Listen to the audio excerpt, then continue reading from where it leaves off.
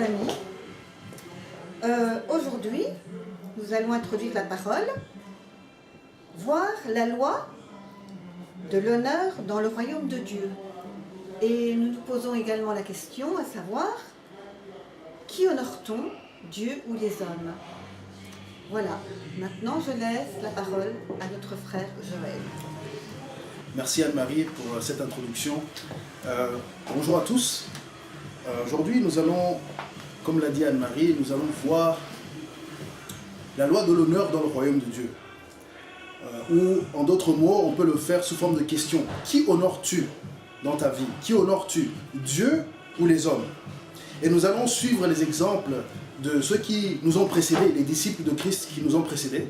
Alors je nous invite à aller lire Actes chapitre 4 et on va lire du premier verset jusqu'au 30e. C'est un long passage, mais il faut comprendre le contexte pour voir en fait tout ce qui se passe. Il y a beaucoup d'éléments dedans et il y a beaucoup de richesses dans le livre des Actes. Je vous invite à le lire en entier si vous voulez vivre une vie de disciple. Lisons au nom du Seigneur.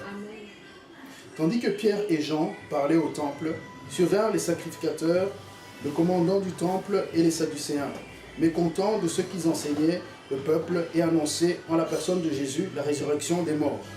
Ils mirent la main sur eux et ils les jetèrent en prison jusqu'au lendemain, car c'était déjà le soir. Cependant, beaucoup de ceux qui avaient entendu la parole crurent et le nombre des hommes s'éleva à environ 5000. Le lendemain, le chef du peuple, les anciens et les scribes s'assemblèrent à Jérusalem avec Anne, le souverain sacrificateur, Caïphe, Jean, Alexandre et tous ceux qui étaient de la race des principaux sacrificateurs.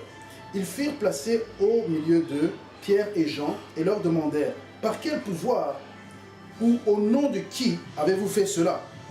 Alors Pierre, rempli du Saint-Esprit, leur dit: chef du peuple et ancien d'Israël, puisque nous sommes interrogés aujourd'hui sur un bienfait accordé à un homme malade, afin que nous disions comment il a été guéri, sachez-le tous, et que tout le peuple d'Israël le sache.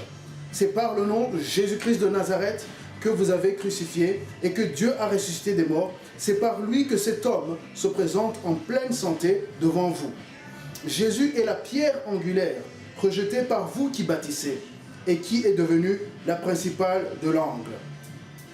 Il n'y a de salut en aucun autre nom, car il n'y a sous le ciel aucun autre nom qui a été donné parmi les hommes, par lequel nous devions être sauvés.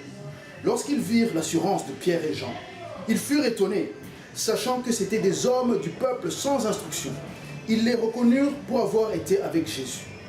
Mais comme ils voyaient là, près d'eux, l'homme qui avait été guéri, ils n'avaient rien à répliquer. Ils leur ordonnèrent de sortir du Sanhédrin et ils délibérèrent entre eux, disant: que ferons-nous à ces hommes? Car il est manifeste pour tous les habitants de Jérusalem, qu'un miracle signalé a été accompli par eux, et nous ne pouvons pas le nier. Mais afin que la chose ne se répande pas davantage parmi le peuple, défendons-leur avec menace de parler désormais à qui que ce soit en ce nom-là. Et les ayant appelés, ils leur défendirent absolument de parler et d'enseigner au nom de Jésus.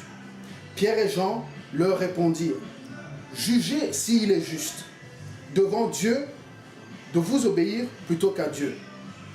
Car nous ne pouvons pas ne pas parler de ce que nous avons vu et entendu. Ils leur firent de nouvelles menaces et les relâchèrent, ne sachant comment les punir à cause du peuple, parce que tous glorifiaient Dieu de ce qui était arrivé. Car l'homme qui avait été l'objet de cette guérison miraculeuse était âgé de plus de 40 ans. Après avoir été relâchés, ils allèrent vers les leurs et racontèrent tout ce que les principaux sacrificateurs et les anciens leur avaient dit. Lorsqu'ils l'eurent entendu, ils élevèrent à Dieu la voix tous ensemble et dirent: Seigneur, toi qui as fait le ciel, la terre, la mer et tout ce qui s'y trouve, c'est toi qui as dit par le Saint-Esprit, par la bouche de notre Père, ton serviteur David, pourquoi ce tumulte parmi les nations et ces vaines pensées parmi les peuples? Les rois de la terre se sont soulevés et les princes se sont ligués contre le Seigneur et contre son oint.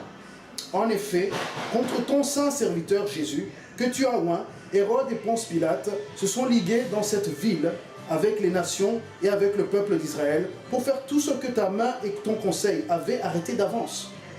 Et maintenant, Seigneur, vois leurs menaces et donne à tes serviteurs d'annoncer ta parole avec une pleine assurance en attendant ta main pour qu'il se fasse des guérisons, des miracles et des prodiges par le nom de ton saint serviteur Jésus.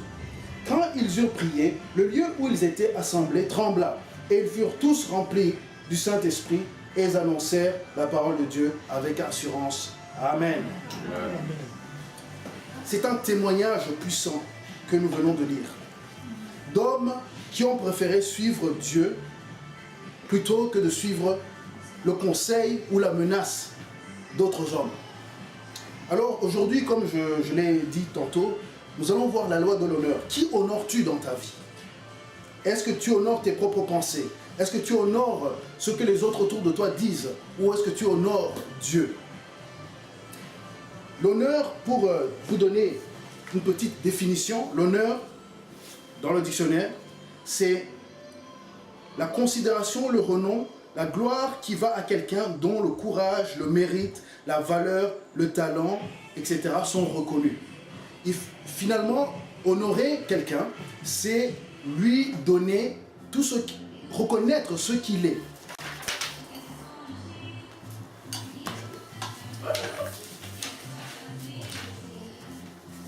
Je vais refaire ça.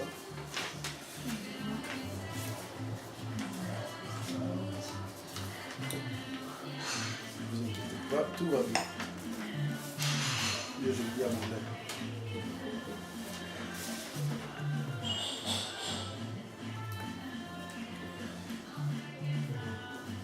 Donc, l'honneur, c'est la considération, le renom, la gloire qui va à quelqu'un dont le courage, le mérite, la valeur, le talent et d'autres choses sont reconnus. Donc, quand on honore quelqu'un, on reconnaît qui il est, ce qu'il fait, l'essence de cette personne. On reconnaît nos parents. D'ailleurs, la Bible nous enseigne d'honorer nos parents. Concernant les hommes, c'est le premier commandement. Jésus aussi, il a dit, si vous m'aimez, obéissez à mes commandements. Gardez mes commandements. Les 4 premiers commandements, il s'agit d'honorer Dieu. Et les autres commandements, et surtout justement celui-là, le premier qui commence chez les hommes, c'est d'honorer nos parents. La loi de l'honneur dans le royaume de Dieu. Nous, en tant que disciples de Dieu, nous sommes appelés à honorer Dieu avant toute chose. Si nous suivons Jésus-Christ, si nous suivons sa parole, si nous suivons ses commandements, ses instructions, nous devons honorer Dieu. Je vous renvoie à Exode chapitre 20. Vous lisez les 10 commandements et vous allez voir que les 4 premiers commandements sont pour et adressés au Seigneur. Nous ne pouvons pas dire que nous sommes disciples de Jésus si nous n'aurons pas ce que Dieu a dit, ce que la parole de Dieu nous enseigne.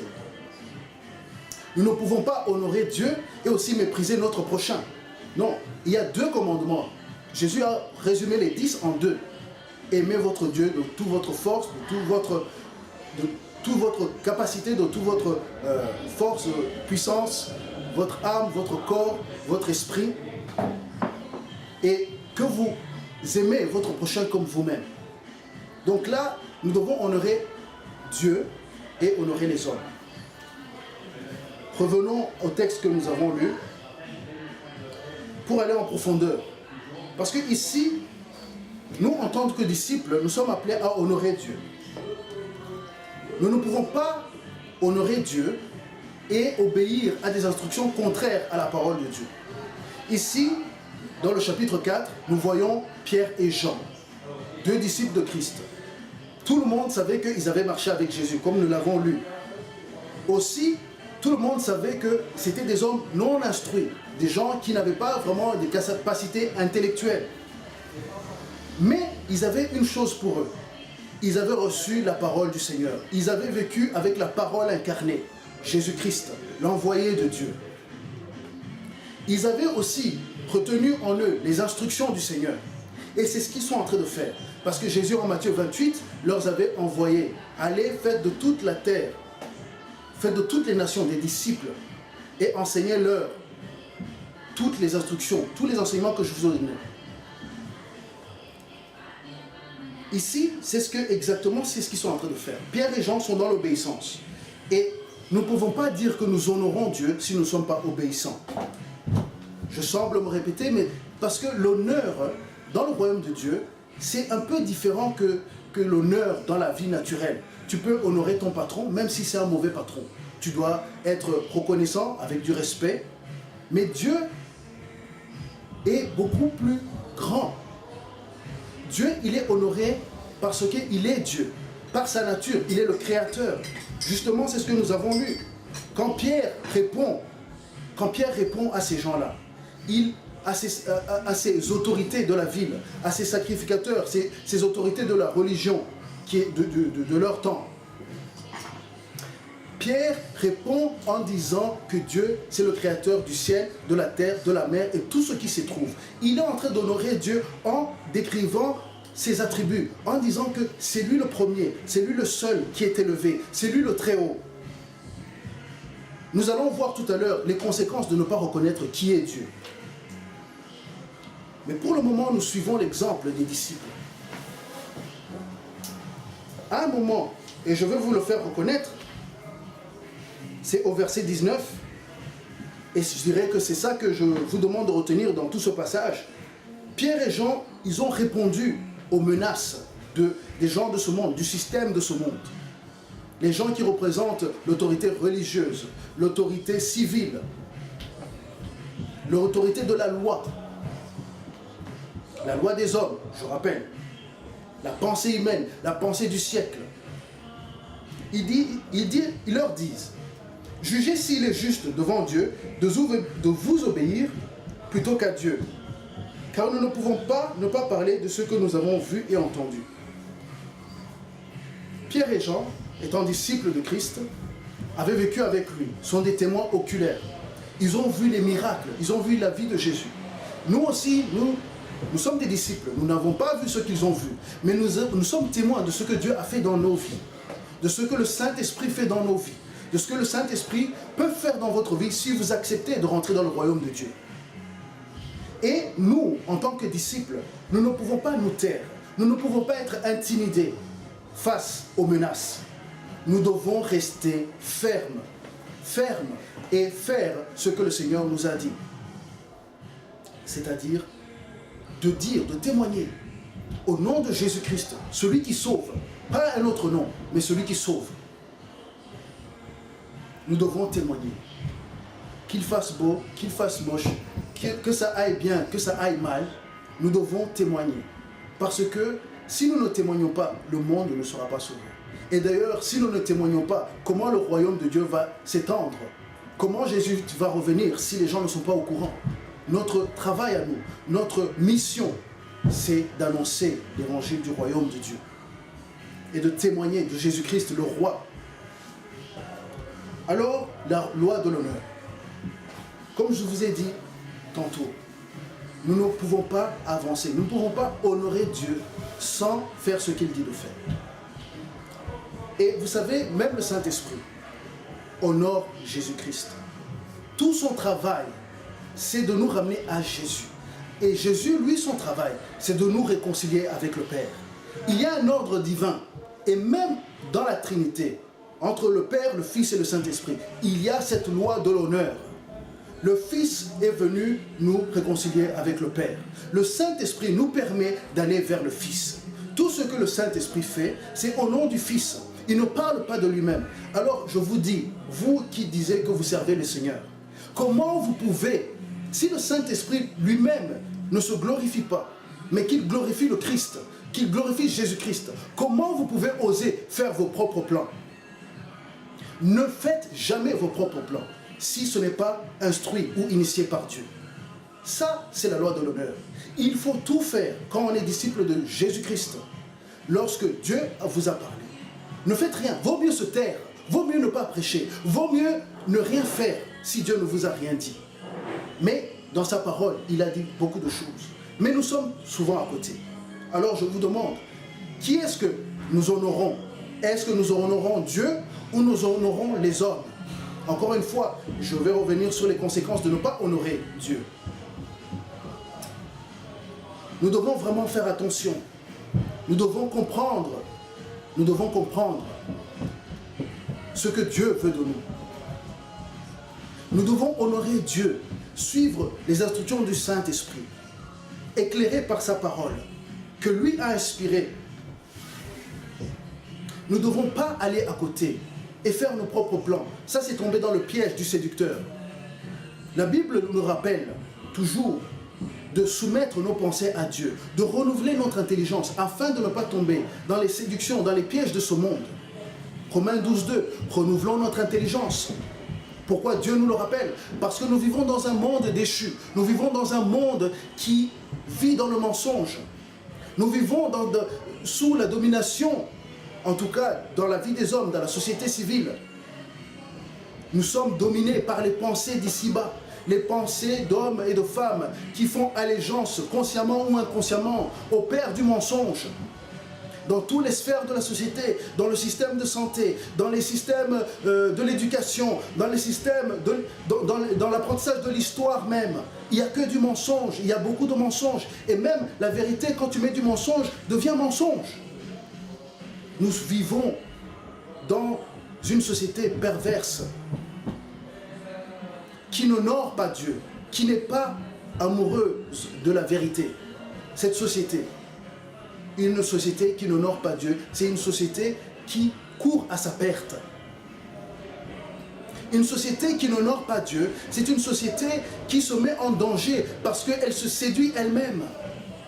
La Bible dit, et nous allons le lire, nous allons passer à Romains 1 et voir les conséquences de ce que c'est de ne pas honorer Dieu, de ne pas le reconnaître comme créateur, de ne pas le reconnaître comme le Père céleste, de ne pas le reconnaître et de ne pas reconnaître celui qui l'a envoyé, Jésus-Christ, de ne pas le reconnaître et de ne pas reconnaître l'œuvre du Saint-Esprit. Nous allons voir les conséquences. Et vous allez voir que ça décrit notre société malheureusement. Mais Dieu donne l'espoir.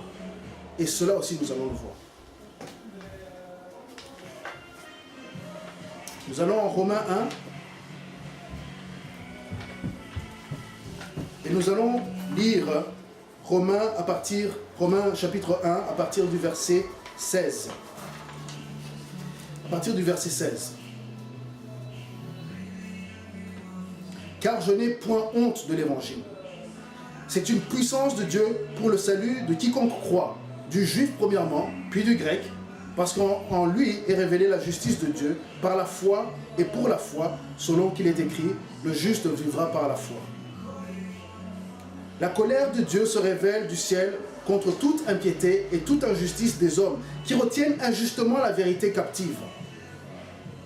Car ce qu'on peut connaître de Dieu est manifeste pour eux, Dieu le leur ayant fait connaître. En effet, les perfections invisibles de Dieu, sa puissance éternelle, sa divinité, se voient comme à l'œil depuis la création du monde. Quand on les considère dans ses ouvrages, ils sont donc inexcusables, puisqu'ayant connu Dieu, ils ne l'ont point glorifié comme Dieu et ne lui ont point rendu grâce. Mais ils se sont égarés dans leurs pensées et leur cœur sans intelligence a été plongé dans les ténèbres. Se vantant d'être sages, ils sont devenus fous. Ils ont changé de la gloire du Dieu incorruptible en image représentant l'homme corruptible, des oiseaux, des quadrupèdes et des reptiles. C'est pourquoi Dieu les a livrés à l'impureté, selon les convoitises de leur cœur, en sorte qu'ils déshonorent eux-mêmes leur propre corps. Eux qui ont changé la vérité de Dieu en mensonge et qui ont adoré et servi la créature au lieu du Créateur, qui est béni éternellement. Amen. C'est pourquoi Dieu les a livrés à des passions infâmes, car leurs femmes ont changé l'usage naturel en celui qui est contre nature.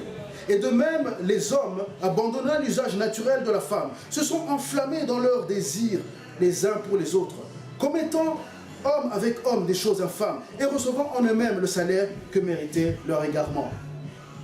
Comme ils ne se sont pas souciés de connaître Dieu, Dieu les a livrés à leur sens réprouvé, pour commettre des choses indignes.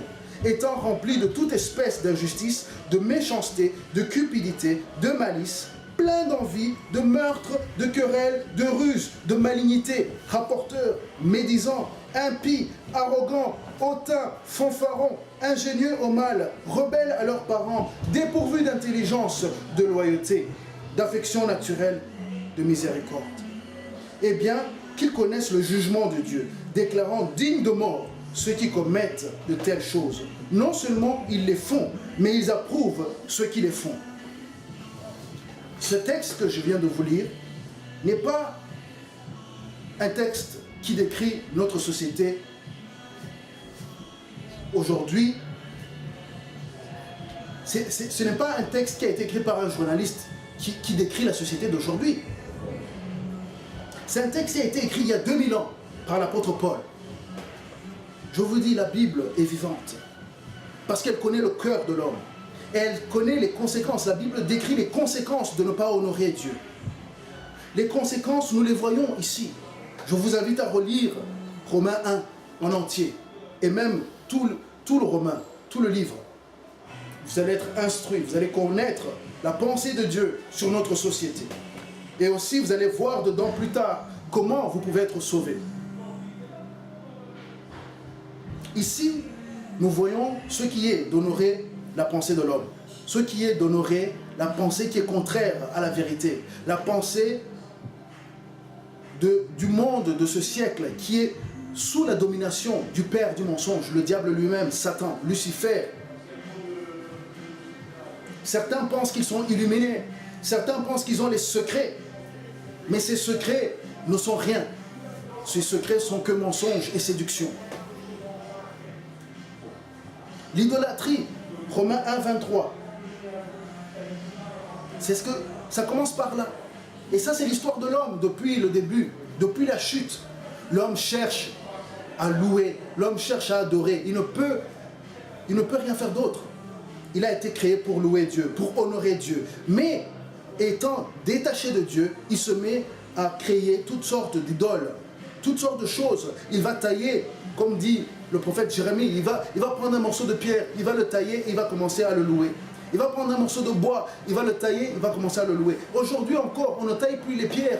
Mais maintenant, on a les images, on a les stars de Hollywood, on a toutes sortes de choses que nous honorons plus que nous honorons Dieu. Je vous demande encore, qui honorez-vous? Dieu ou les hommes?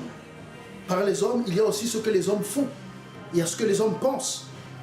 Vous, hommes religieux, qui vous appelez des serviteurs de Dieu, qui est-ce que vous honorez? Vos projets ou les projets du Saint-Esprit? Qu'est-ce que vous honorez? Qui est-ce que vous honorez? Vos pensées ou la pensée de Dieu, le plan de Dieu? Et je sais que beaucoup ont été prévenus, beaucoup ont été séduits par la pensée de ce monde, que faire une église, c'est de construire un édifice avec des briques faites par des mains d'hommes. Non! Construire l'église, c'est faire l'édifice construit par la main de Dieu. C'est de rassembler les pierres vivantes que les hommes sont, les temples du Christ.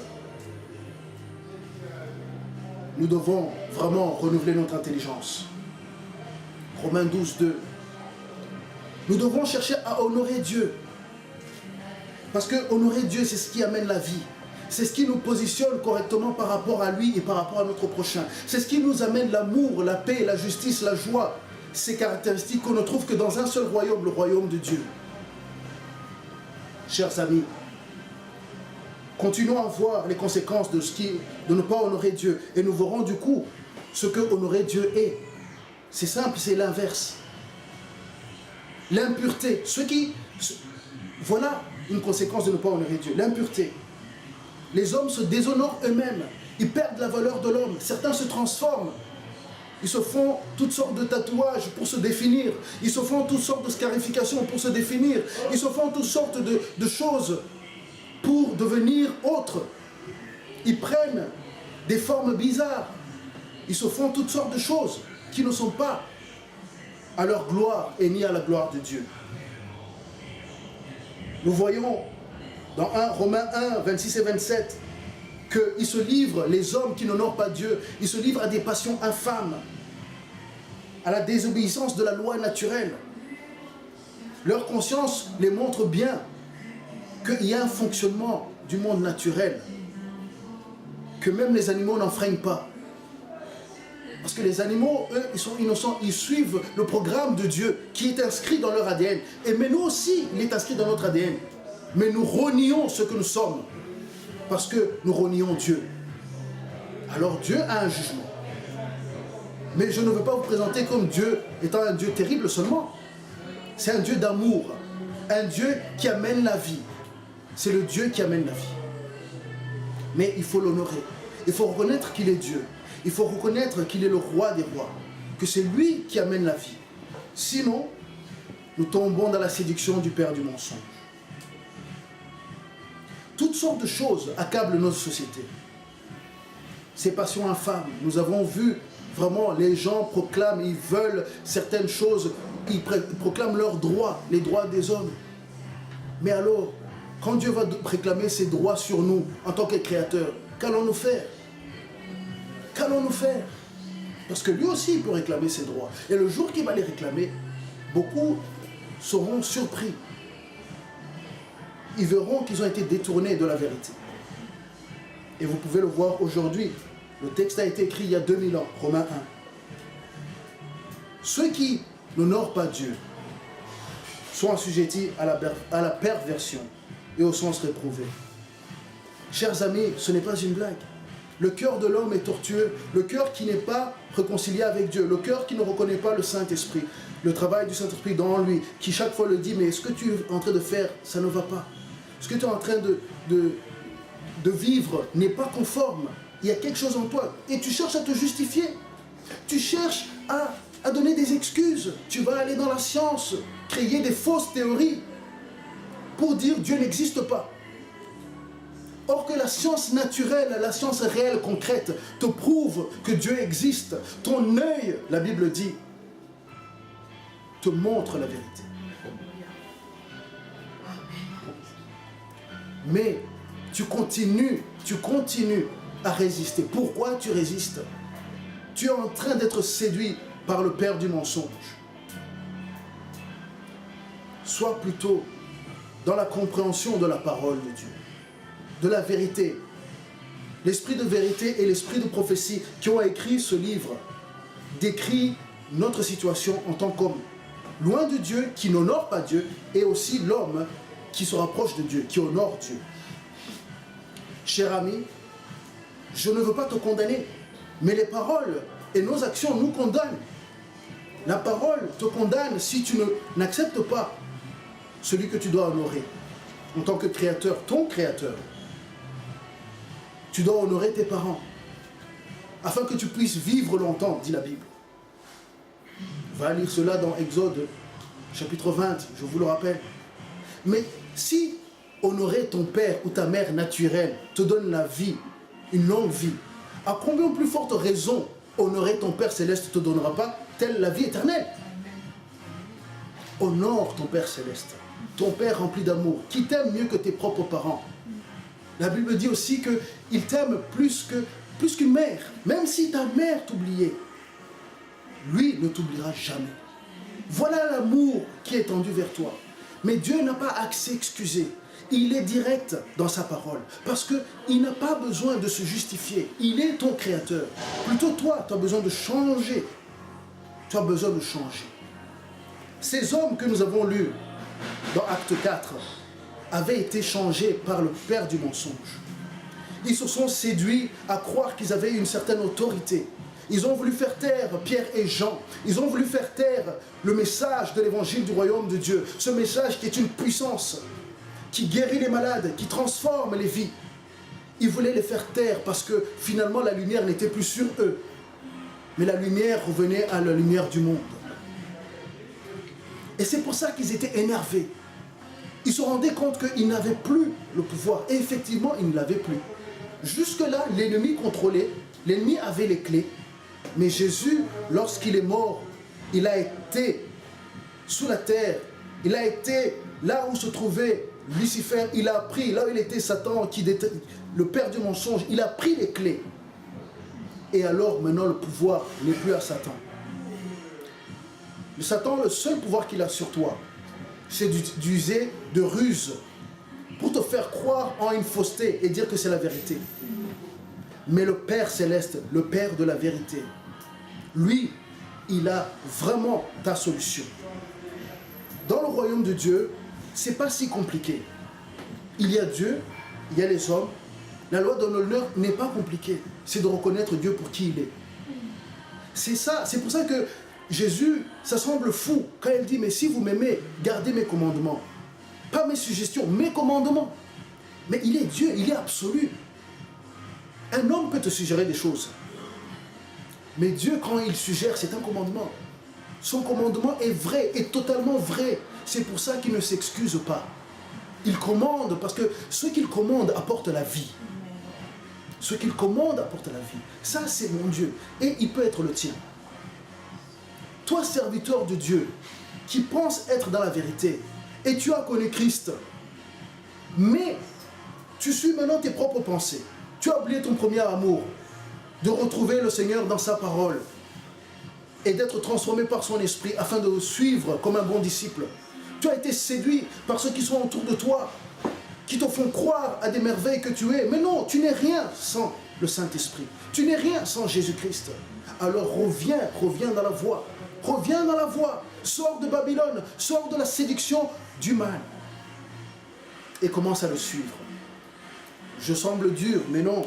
C'est l'Esprit de Dieu qui nous appelle. Et je vous l'ai dit, Dieu est absolu. Il n'a pas besoin de s'excuser. C'est à toi de changer. C'est à moi de changer et de suivre la voie. La voie.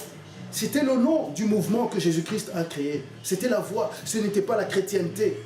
C'était la voie. Parce qu'il a dit, je suis le chemin, la vérité et la vie. Voilà les éléments qui sauvent. Jésus nous trace un chemin, comme nous l'avons chanté ce matin. Si vous étiez ici, vous aurez pu le sentir.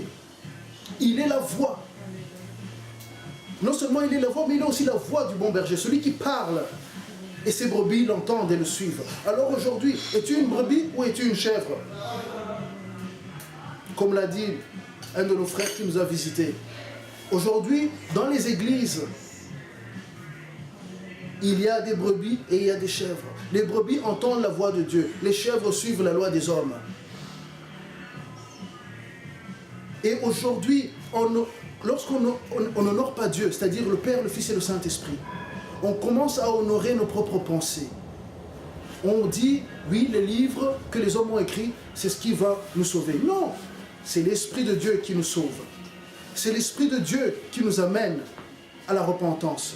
C'est l'Esprit de Dieu qui nous amène à la vérité.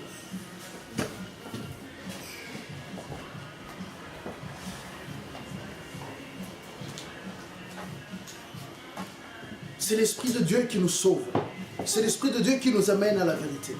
Honorer Dieu, la loi de l'honneur, elle est très simple. C'est l'obéissance. L'obéissance, parce que lorsqu'on honore Dieu, c'est très simple. Il nous révèle plus de lui et on l'aime d'autant plus parce qu'on découvre ses attributs. Alors on l'honore encore plus. Alors il se révèle encore plus. Alors on continue à l'aimer et on continue à l'honorer, à l'obéir. Ça devient facile jusqu'à même être prêt à donner notre propre vie. Et on devient martyr au nom de Jésus-Christ. Mais on doit rentrer en relation avec lui. On doit reconnaître notre place de bassesse et sa place haute. Parce que certains dans ce monde ont cru qu'ils étaient sages, mais ils sont devenus fous, nous dit le texte de Romains. Je vous dis, c'est comme si c'était un journaliste d'aujourd'hui qui décrit notre monde aujourd'hui. Les scientifiques qui sont devenus les prêtres de la religion. Tout le monde dit oui, mais la science dit, mais quelle est cette science remplie de mensonges? Une science qui est faite sur l'imagination des hommes, qui n'est pas fondée sur la vérité, qui n'est pas fondée sur l'Esprit de Christ. C'est une science qui amène à la mort. La Bible dit aussi, dans Proverbe, qu'il y a un chemin qui semble bon à l'homme, qui semble juste, qui semble, oui, qui semble être celui de la vérité. Mais ça semble. Non, c'est un chemin qui amène à la mort. Les scientifiques vont te dire que oui, nous avons évolué d'un rocher. Non. Le seul rocher dans lequel nous amène la vie, c'est Jésus-Christ. Rien d'autre. Nous ne sommes pas un produit de l'évolution. Nous ne sommes pas un produit de ces théories. Ces théories sont le produit d'un mensonge. Plus vite nous serons amoureux de la vérité. Et même ceux qui s'appellent chrétiens, je vous dis, faites attention parce que la séduction est là. Elle est venue et elle est là. Et elle agit même dans nos vies, dans les vies d'église. Il y a beaucoup de séduction, beaucoup de mensonges qui n'honorent pas Dieu, qui ne donnent pas à Dieu sa place. Nous devons faire attention afin de reconnaître Dieu comme créateur et de le croire tous les versets de sa parole. Notre incompréhension va être récompensée si nous avons la foi par la révélation, l'esprit de révélation qui vient et qui nous explique ce que nous ne comprenons pas. Mais ne prenez pas des raccourcis à croire aux mensonges de ce monde. Chers amis, je vous interpelle parce que c'est la voix du Saint-Esprit qui m'a donné ce message pour vous dire d'aimer la vérité et de ne rien céder aux mensonges, de ne pas rentrer dans ce moment où on se pose beaucoup de questions et on cherche des réponses dans la science des hommes, c'est-à-dire les théories. Aller dans la vraie science de Dieu, qui honore Dieu, qui reconnaît qui il est et qui t'amène à la vie éternelle. Je vous le rappelle, honore tes parents, mais honore ton Père Céleste. Honore ton Père Céleste afin que tu aies la vie éternelle. La loi de l'honneur dans le royaume de Dieu est très simple. Tu reconnais Dieu qu'il est créateur. Tu observes ses commandements. Tu crois en celui qu'il a envoyé, la parole incarnée, la lumière du monde, le sauveur du monde, Jésus-Christ. Et tu t'assujettis à son Saint-Esprit, que Jésus a dit qu'il nous apprendrait toute la vérité. Alors si tu aimes la vérité, et si tu es sur ce chemin de la vérité, sache que la vérité n'est donnée que par Jésus-Christ, à travers son Saint-Esprit. Et la vraie vérité, c'est de rentrer en lui, et de le laisser rentrer, et de lui rentrer en toi, de rentrer dans son royaume, et de vivre du pain de vie. Chers frères, chères sœurs, mon ami, toi qui n'es pas encore croyant, ou mon ami, toi qui es religieux, et tu penses que c'est tes rites qui vont te sauver, ça aussi, c'est une séduction. Ça aussi, c'est honorer les œuvres de l'homme. Aucune œuvre humaine ne peut te sauver, si ce n'est l'œuvre de l'homme de Galilée, l'homme Jésus-Christ. C'est la seule œuvre humaine qui a été faite sur cette terre qui peut sauver. C'est-à-dire de mourir volontairement à la croix pour toi et moi, afin que ce sang nous lave de tous nos péchés et qu'on soit réconcilié avec le Père Céleste, le Père de la vérité, le Créateur de l'univers, du ciel, de la terre et de la mer et de tout ce qui s'y trouve, y compris toi. Je ne te condamne pas, mais je t'invite à honorer Dieu. Je t'invite à sortir de tes passions infâmes, à sortir de ceux qui déshonorent Dieu, de ceux qui déshonorent ton propre corps, de ceux qui déshonorent ta famille, de ceux qui déshonorent ta société. Nous ne voulons pas être jugés par la colère de Dieu. Nous voulons être récompensés des bonnes œuvres qu'il nous donne à faire depuis la fondation du monde. Je t'invite donc aujourd'hui à apprendre à honorer Dieu. Toi qui ne le connaissais pas, reconnais-le comme créateur et cherche à connaître Jésus-Christ. Appelle le Saint-Esprit, dis oui, j'ai compris. J'ai cru aux mensonges de ce monde, je n'en veux plus. Je veux te croire aujourd'hui. Toi, le religieux, qui était zélé pour Dieu, mais tu es passé à côté. Tu es devenu comme ces sacrificateurs qui n'ont pas su reconnaître l'heure de leur visitation, qui n'ont pas su reconnaître Jésus-Christ, le Sauveur d'Israël, mais aussi du monde. Tu as été séduit par les projets des hommes, parce que les hommes t'ont invité à faire. Tu as cru et tu as mis ton zèle dans la mauvaise voie. Reviens dans la voie. Allons-y dans Osée 1. Osée 1,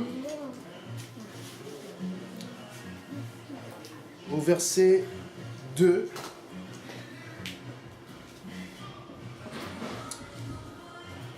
La première fois que l'Éternel adressa la parole à Osée, l'Éternel dit à Osée, « Va, prends une femme prostituée et des enfants de prostitution, car le pays se prostitue il abandonne l'Éternel.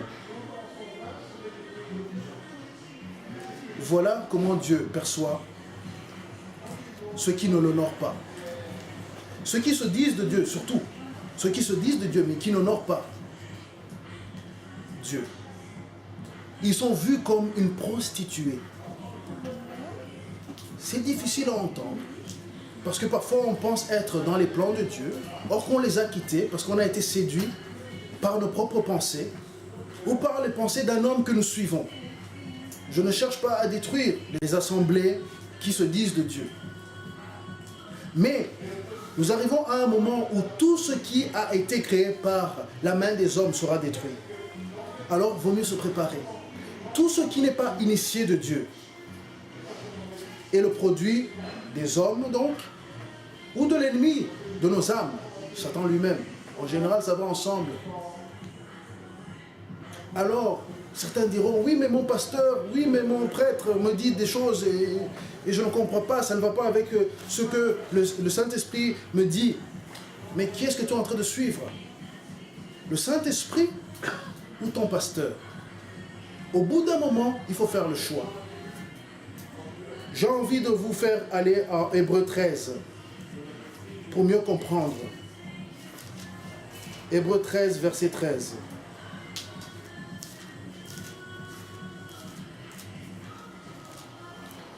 Jésus-Christ n'a pas été reconnu par les chefs religieux, ceux qui se disaient au service de Dieu. Et comme symbole prophétique, il a été crucifié à l'extérieur de la ville, là où ils étaient rejetés, là où on mettait les malfrats, tous ceux qui avaient mal agi. Hébreux 13, 13. Et disons, sortons donc pour aller à lui hors du camp en portant son opprobre. Car nous n'avons point ici-bas de cité permanente, mais nous cherchons celle qui est à venir. Par lui, offrons sans cesse à Dieu un sacrifice de louange, c'est-à-dire le fruit de lèvres qui confessent son nom. Et n'oubliez pas la bienfaisance et la libéralité, car c'est à de tels sacrifices que Dieu prend plaisir. Il y a un autre passage qui dit que Dieu, il ne se plaît pas dans les sacrifices des hommes, il se plaît dans l'obéissance. Il se trouve que ces sacrifices-ci plaisent au Seigneur, parce que c'est des sacrifices dans l'obéissance. C'est l'instruction de Dieu, par le Saint-Esprit. Aujourd'hui, toi aussi, tu es confronté, parfois, mon ami, mon frère en Christ, tu es confronté à peut-être l'autorité spirituelle dans ton entourage, je dirais même de ton église. Aujourd'hui, c'est le temps de la séparation des brebis et des boucs, des brebis et des chèvres. Qui es-tu en train de suivre, Dieu ou les hommes? Qui enseigne qui? Est-ce que c'est l'homme qui enseigne à Dieu ou c'est Dieu qui enseigne à l'homme par le Saint-Esprit? Alors, si le Saint-Esprit te montre que ça ne va pas, la Bible te montre certaines choses à faire. Il faut parler au pasteur, il faut honorer les dirigeants, dit la Bible. Lorsque tu as parlé au pasteur et que ça ne va toujours pas, mais pourquoi alors tu restes là? Cherche et prie le Seigneur qui te dirige, il va te parler. Dieu parle de plusieurs manières. Il va te diriger, il va te donner le courage. Il faut sortir de cette lâcheté religieuse qui dit j'honore mon pasteur, j'honore mon prêtre, j'honore un tel ou un tel. Non, parce que le jour du jugement, Dieu ne va pas te demander qui tu as honoré ici sur cette terre. Il va te demander est-ce que tu as honoré les paroles de mon fils Jésus-Christ et la voix du Saint-Esprit. Il ne va pas te dire qu'est-ce que le pasteur a dit. Non, qu'est-ce que toi tu as appris en tant que disciple et agis. Mon frère, ma soeur, c'est vrai que lorsqu'on est mis à l'extérieur, lorsqu'on sort d'une assemblée qui n'est plus dans la voie du Seigneur, ou alors qui se dit être dans la voie du Seigneur, mais clairement, toi, tu vois que ce n'est pas le cas, et que tu te retrouves à l'extérieur, tu peux être dans le froid de l'opprobre. Les gens avec qui tu priais commencent à mal te regarder, ils ne comprennent pas, parce qu'ils n'ont pas reçu cette révélation, pas encore. Dieu peut t'appeler à autre chose, afin que tu puisses les aider indirectement. Dieu a plusieurs manières d'agir. Le Seigneur a plusieurs manières d'agir. Toi, fais confiance au Saint-Esprit. C'est lui qui apprend l'honneur. C'est lui qui enseigne toute vérité, a dit Jésus-Christ.